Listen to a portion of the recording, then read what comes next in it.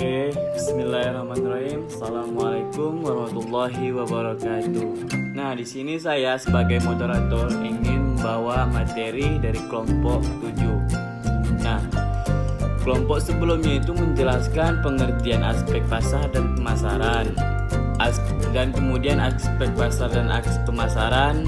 Kemudian tujuan menganalisis aspek pasar dan pemasaran dalam studi kelayakan bisnis.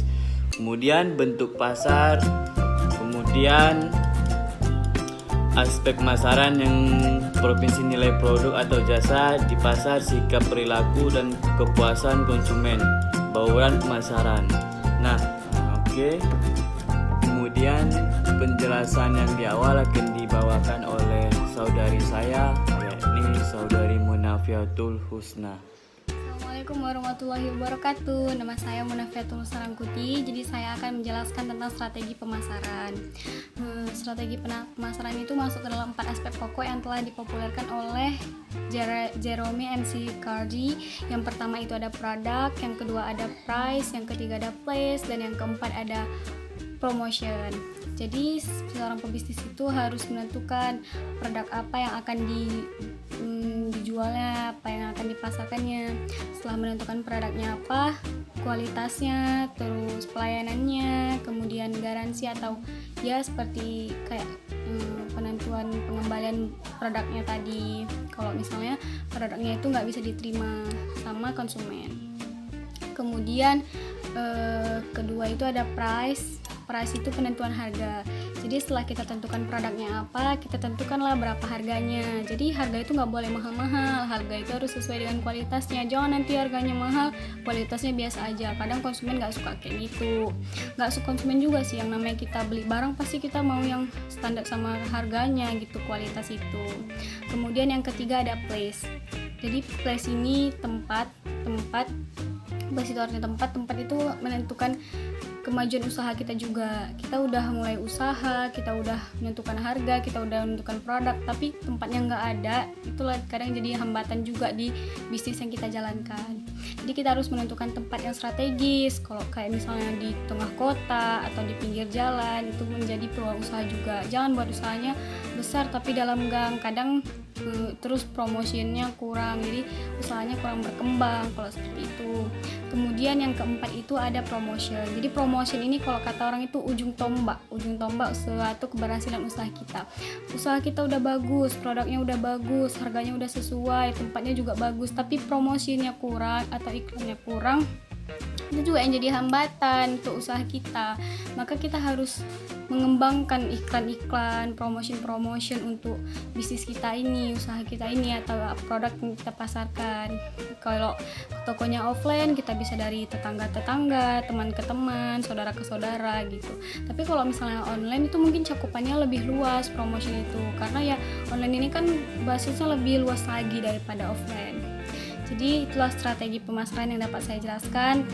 Ada 4 pokok tadi: tempat, produk, harga, tempat, dan iklan. Itulah yang harus kita tentukan saat kita mau memasarkan produk kita.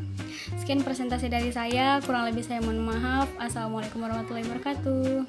Oke, terima kasih kepada saudari Munafiatul Husna yang telah menjelaskan materinya, dan selanjutnya akan dibawa oleh saudari Mutia Maudi. Oke, saya Mutia Maudi Laksana. Di sini saya akan membahas tentang segmentasi pasar.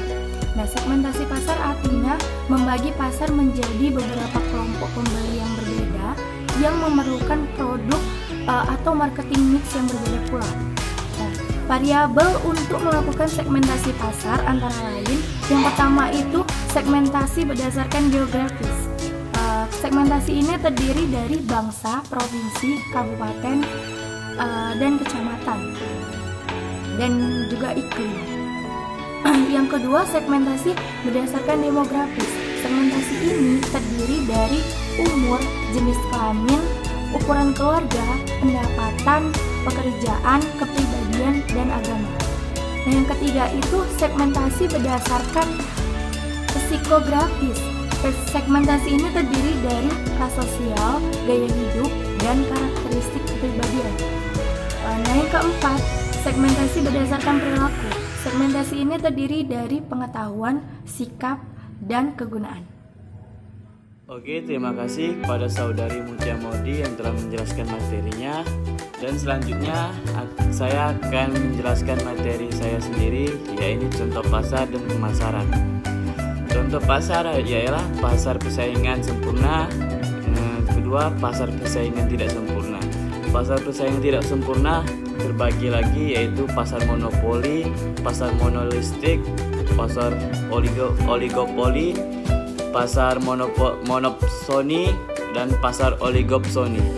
Nah, contoh pemasaran, personal selling merupakan contoh pemasaran langsung, di mana proses dalam memasarkan produk dilakukan dengan langsung dengan cara bertatap muka dengan cara pembeli. Selanjutnya, katalog marketing merupakan jenis pemasaran yang dilakukan dengan cara mengirimkan katalog di beberapa pasar dan target berbeda dengan berada di tempat yang lainnya. Yang ketiga yaitu telemarketing, merupakan salah satu kegiatan memasarkan produk dengan cara memanfaatkan telepon dan media komunikasi suara lain dalam mempromosikan produk mereka. Yang keempat, online marketing, termasuk pemasaran secara langsung dengan dilakukan dengan cara melakukan promosi menggunakan media sosial dengan langsung menawarkan produk atau promosi yang dibuat. Yang kelima, kios marketing, merupakan jenis pemasaran produk yang berbasis online dan juga modern dengan cara melakukan sebuah mesin penerima pelanggan dan toko mereka. Mungkin itu saja yang bisa saya jelaskan untuk materi saya. Lebih kurangnya saya mohon maaf. Assalamualaikum warahmatullahi wabarakatuh.